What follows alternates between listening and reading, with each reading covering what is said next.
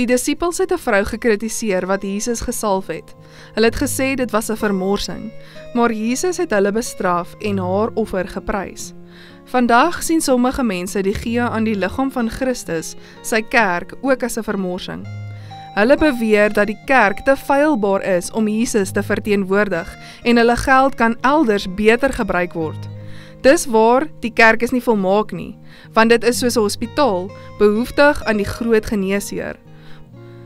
Maar omdat die kerk die liggaam van Christus is en God se aangestelde skathuis, is gee aan die kerk gelyk aan gee aan Christus.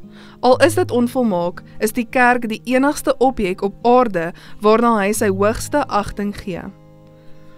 Jesus beveel ons om disippels te maak van al die nasies, hulle te doop en te leer om alles te onderhou.